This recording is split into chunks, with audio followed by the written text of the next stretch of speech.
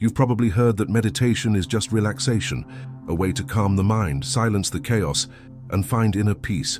But what if I told you that this seemingly harmless appearance hides a dark side that almost no one dares to reveal? A side that isn't taught in courses, doesn't appear in the beautiful Instagram videos, and isn't mentioned in self-discovery circles. I delved deep into this world. For years, I immersed myself in techniques, retreats, experiences, and rituals. I believed I was accessing higher dimensions, but what I discovered wasn't just an expansion of consciousness, it was spiritual exposure, and the deeper I went, the more I realized that something, or someone, was waiting for me on the other side. This story isn't a superficial criticism, it's not a religious judgment, it's an urgent warning from someone who lived through what many don't even believe is possible. Because there are practices that seem like light, but lead you straight into the shadows. And the worst part, they do this while you think you're healing. Stay with me until the end of this video, because what I'm about to reveal here, no one has ever told you, and it might change your life forever. My name is Gabriel, and for many years I lived in a world most people don't even believe exists. An invisible world, but incredibly real. I was a shaman, a spiritual guide, and it all began when I discovered meditation. Not the common kind of meditation, where you just breathe deeply and clear your mind, but a deep ritualistic practice that promised a connection with something greater. I was only 14 when I joined a meditation circle for the first time. The setting was quiet, candles lit, ancestral music playing in the background. I closed my eyes, and that night, something inside me ignited. The sensation was indescribable. It felt like I had left my body and accessed a place hidden behind reality. They told me this was the energetic plane, and that few could truly feel it. In that moment, I believed, I was one of those few. This world fascinated me. I started seeking books, masters, retreats. I learned about chakras, vibrations, the body's energy lines, nature's forces, spiritual activation mantras. Each teaching took me deeper. I discovered that according to these traditions, everything, absolutely everything, is energy.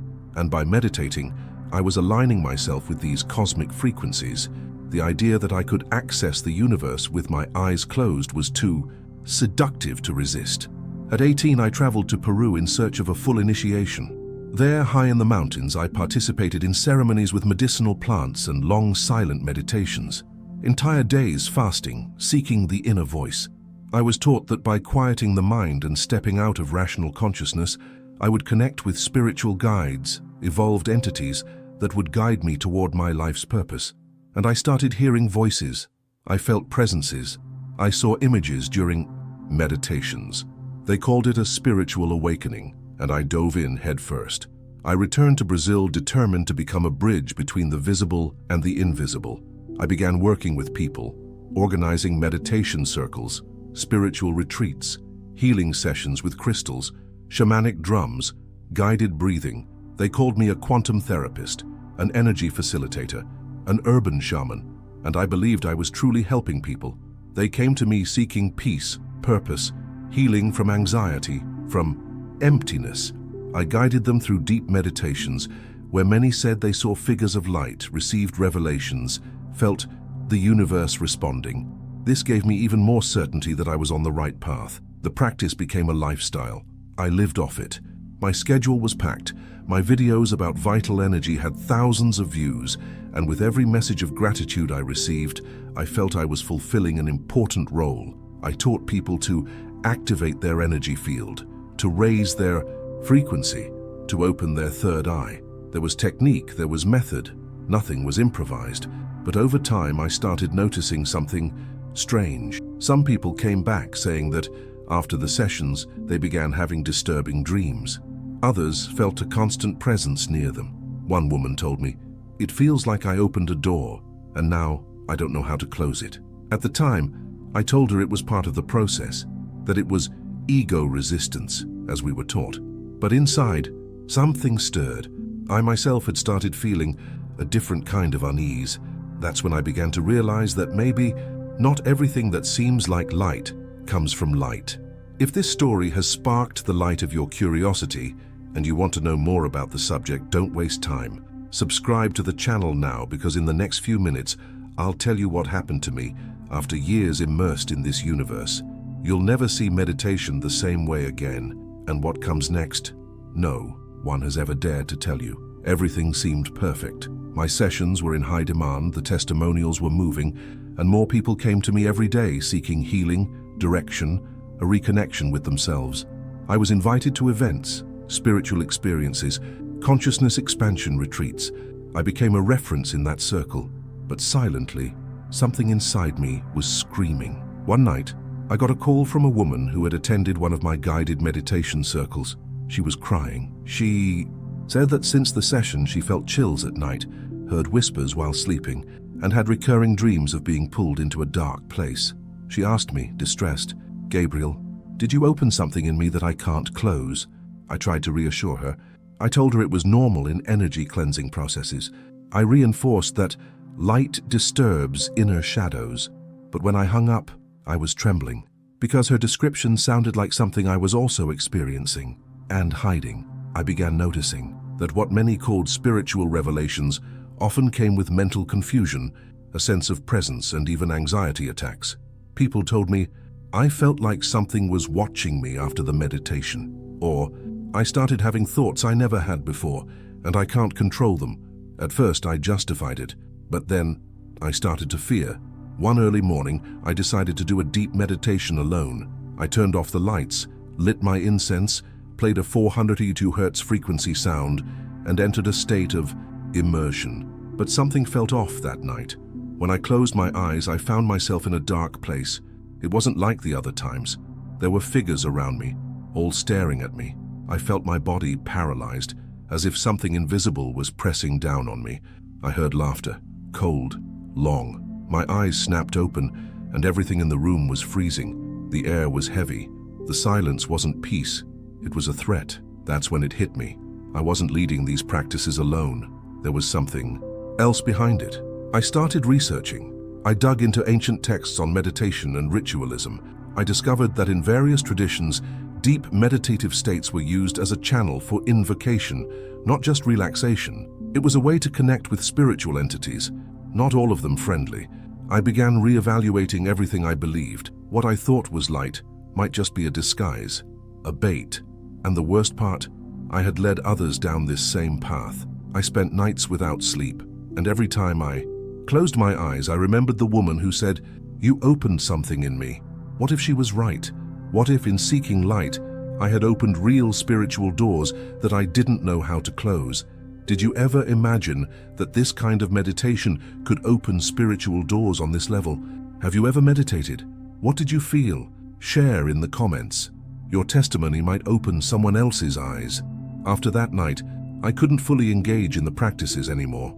Something inside me had changed, and it wasn't just doubt, it was a scream. I could no longer pretend everything was okay. I couldn't keep using pretty words like expansion or healing process to cover up what I was feeling. Every time I sat to meditate, something was watching me. I knew it. It wasn't paranoia, it wasn't psychological, it was spiritual. My routine started crumbling from within. The group sessions continued, but there was a heaviness in the air I could no longer ignore. I heard things during the gatherings. Not clear voices, but muffled whispers, disjointed phrases, as if someone were whispering right behind me. I started noticing that some people became visibly uncomfortable during the meditations. Some reported oppression, others saw shadows, and I, the facilitator, no longer knew how to explain any of it. One afternoon, while organizing a new spiritual retreat, one of the longtime participants pulled me aside. She said, "Gabriel, since I started coming here, my life has turned into chaos. My nights are disturbed, my mind won't quiet anymore. I thought it was just me, but I talked to others in the group, and it seems everyone is going through similar things. But no one has the courage to speak up." It felt like a punch to the stomach. The mask was falling, and as much as I wanted to keep defending it all, a part of me already knew I was dealing with forces I didn't control. I started fearing being alone. I'd wake up at 3 a.m. with my heart racing, feeling as if someone were standing by my bed just watching me. Sometimes I heard noises inside the house, creaks, footsteps, whispers, and other times, just silence, but an oppressive, heavy, suffocating silence. It was as if the invisible world I so longed to access had now surrounded me and wouldn't let me go. In a desperate attempt to find answers, I dove into parallel studies, no longer books about cosmic consciousness or subtle energies, but ancient documents, accounts of spiritual experiences from other cultures and even texts from people who had abandoned occultism. And that's when I discovered something chilling. In many pagan religions, the deep meditative state is a ritualistic means for spirit invocation. It wasn't well-being, it was an open door. It was legality, it was a pact. Even if unconscious, I realized that for years I had been a channel, an intermediary between vulnerable people and something that promised light but delivered confusion. I saw clearly that the practices I taught were in fact pathways to spiritual opening, and what came through those doors didn't always come in peace. The weight of this revelation consumed me. For weeks, I stopped seeing clients. I cancelled all events. I stepped away from social media. I entered a deep silence, but not the same as before. It wasn't the silence of a calm mind. It was the silence of someone surrounded by voices and no longer knowing whom to trust. I began reflecting on every step I had taken. How many people had I encouraged to meditate alone at home? How many had opened their minds and their spirits without knowing what they were accessing? And the hardest thing to admit, how many were now suffering because of something I taught? It was in this abyss that the hardest question arose. Would I still be able to close what I had helped open? It was difficult to admit, but in that heavy silence, between fear and awareness, I saw with clarity something that destroyed me inside. The evil didn't just come to me. Dad came through me. It used my thirst for light, my desire to help, my spiritual naivety as an entry point, and without realizing it, I became what I never wanted to be, a conductor of deception. It wasn't intentional. It wasn't with bad intentions, but that doesn't change the impact. People trusted me, they opened their souls to me, and I, believing I was offering healing, granted access. It's hard when you realize you weren't just deceived, but that you also deceived others, even unintentionally, even with good intentions. Deception, when disguised as light, is even more dangerous because no one suspects, neither the one transmitting it nor the one receiving it. I didn't want to be an instrument for this, but I was, and accepting that hurt more than any voice that called to me in the early mornings, because it was the voice of truth, and that you can't silence. Have you ever stopped to think that not every good we do comes from a good source? Answer in the comments. Do you think a person can be used by evil without knowing? Your response might help someone wake up before it's too late. After everything I experienced, silence was no longer a safe place, and the peace meditation promised me seemed to have turned into a well-crafted trap. I needed to understand what was happening to me, and to all those who had come to me with experiences I myself had lived but denied. I began seeking answers, and for the first time, I looked where no one in my former spiritual circle dared to go, to ex-practitioners. I sought out people who had walked the same path as me, but for some reason had abandoned it all. I found hidden forums, videos with few views, and nearly forgotten blog posts. They all said the same thing, an awakening followed by an invisible collapse. One ex-facilitator recounted nights of panic, dreams with demonic symbols and mocking voices. Another said that the deeper the meditative state, the more he felt like an empty shell, waiting for something to take possession.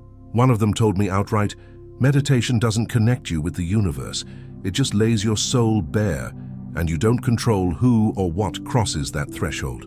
These stories sent chills down my spine, but nothing impacted me more than meeting a particular man, a former spiritual master who, in the past, had hundreds of followers and international fame. Today, he lived in seclusion, far from the internet, avoiding interviews.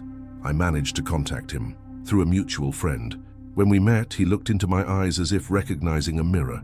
"You've seen the shadows, haven't you?" he asked, even before I said a word. I sat with him for over 2 hours, and everything he said felt like he was describing my life in the past few weeks. The pressure in my chest, the chills, the whispers, the paralysis, and then the attempt to maintain sanity while something greater tried to take over. He told me that for years he thought he was channeling light, when in fact he was being prepared by something much darker, more intelligent and patient. They only manifest when you surrender completely. They wait. They feed on your desire for revelation. That's what he told me, his eyes welling up. After that conversation, I knew I needed to test it. I had to face it head on, not out of courage, but because somehow I needed to know how far this went. I prepared a long meditation. I planned 24 hours of total surrender, no distractions, just me, the silence and whatever was on the other side. I followed the ritual to a T, a cleansed space, candles, protective symbols, sound frequencies. I wanted to do it right. I wanted to prove, perhaps to myself, that I could still control what I was about to experience. But I was wrong. The experience went beyond anything I imagined. As the hours passed, my body began to numb, but my consciousness didn't. It was as if I had been placed between two worlds, not fully here, not fully there.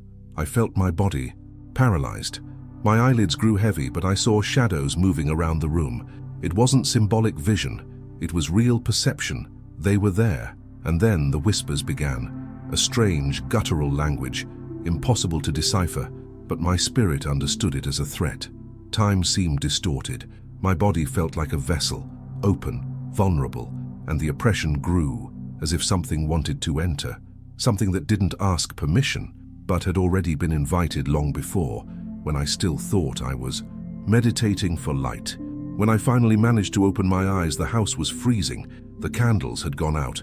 The frequency had stopped. Everything was quiet, but not at peace. It was a silence that carried presence, as if someone were still there, watching me, testing me. In the days that followed, I could barely sleep. I felt drained, with body aches, a weight on my back, and thoughts that didn't seem to be mine. I began to understand that it was no longer just an energetic issue. It was spiritual. Sometimes the search for expansion turns into exposure, and what enters when we're vulnerable isn't always what we hope to find. If this account sent chills down your spine, don't keep it to yourself. Comment here. What surprised you the most? What do you think about all this? Let's talk, because sometimes silence can be more dangerous than it seems. After that 24-hour experience, I was no longer the same. Something inside me had been violated. My mind wouldn't quiet, my body wouldn't rest, and my spirit was at war. For the first time in years, I had no answers. The rituals that once strengthened me now repulsed me. The smell of incense made me nauseous. The frequencies of the music I used in meditations sounded distorted. Everything that once brought me peace now brought me unease. It was in this state of spiritual collapse that an old acquaintance sought me out. Someone who had once been part of one of my groups, but had quietly distanced themselves from it all. He knew something was wrong just by looking at me. We sat on a park bench, and without beating around the bush, he said, "Gabriel, I know what you're going through. I went through it too, and there's something you need to hear, even if you don't want to." That day, he spoke about something I had avoided for years.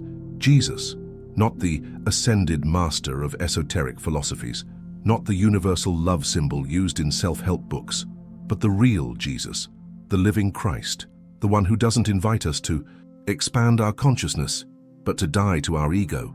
The truth is, I always knew the name, but I always reinterpreted it to suit my spiritual convenience.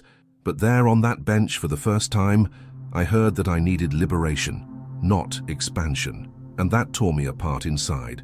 He shared his testimony, how he had similar experiences to mine, how he was tormented by voices, shadows, a constant spiritual presence, and how it all stopped the day he called on the name of Jesus, and the darkness literally receded.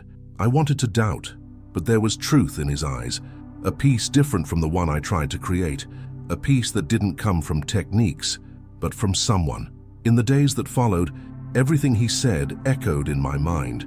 I tried to reject it, rationalize it, but nothing worked. Because while everything I knew failed, the mere mention of a name I had avoided seemed to make something tremble inside me. So, I made a decision.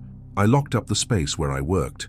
I closed my social media, and alone in my room, without music, without mantras, without crystals, I spoke to God for the first time honestly. I didn't use fancy words. I didn't make invocations. I just said, "If you really exist, and if Jesus is who they say he is, then show me, because I can't take it anymore." And there, in that silent night, something happened. It wasn't light pouring through the window. It wasn't a vision of angels. It was something simple, yet overwhelming. The oppression lifted, as if an invisible weight that had followed me for years had been torn away from me, and for the first time in a long time, I cried. but not out of fear, out of relief.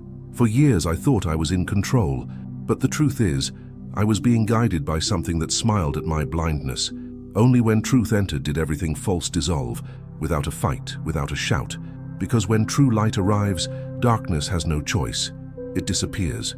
Can you tell when something is light, and when it only seems to be? Comment here what this part made you feel. Don't keep it to yourself. Sometimes what you write can be the thread another soul needs to avoid getting lost in the dark. After that night, everything changed, but not in the way many expect. It wasn't like walking through a door and finding flowers on the other side. Liberation came, but with it came confrontation. Because when light enters, it doesn't just expel darkness, it also reveals what the darkness hid. And I had to look with naked eyes at everything I had been. I spent days in silence. It wasn't the meditative silence trained to manipulate frequencies anymore. It was the silence of a soul laid bare. For the first time, I didn't need an altered state of consciousness to feel a presence. And this time, what I felt didn't want to dominate me. It wanted to restore me. I began rereading accounts I once considered religious ignorance. Stories of people who left occultism, shamanism, spiritism, and found liberation in Jesus. And now every word made sense. It was no longer a Christian myth or a moralistic sermon. It was exactly what I was living, only now with clarity. The nightmares stopped, the presences vanished, and my mind truly quieted. Not because I forced the emptiness, but because peace came naturally, as if at last I was where I was always meant to be. I began to completely distance myself from everything that once defined my identity. I deleted old content, cancelled clients, ended sessions. People called me crazy, others laughed, many left me, but I knew none of that mattered anymore, because for the first time I was free, not just from the entities, but from myself. I realized that for a long time I was trying to be my own God, guiding others, healing others, sustaining what I didn't even understand myself. And when the deception fell, I saw it wasn't just about spiritual liberation, it was about redemption. I didn't need more knowledge. I needed to be forgiven. And that's what I found. Not in an esoteric altar, not in a healing circle, not within myself, but in the cross. The same one I avoided, the same one I distorted, the same one that now made perfect sense.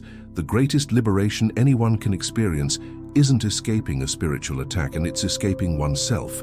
Have you ever believed you were in control, only to discover you were just part of the game? Write in the comments what this awakened in you. Your response could be the beginning of liberation for many who don't even know they're trapped. After everything I went through, I could no longer stay silent, because the silence that protected me while I practiced would now be complicity. I knew what was at stake. I knew that thousands of people were being drawn in by the same sweet discourses, the same promises of light that imprisoned me.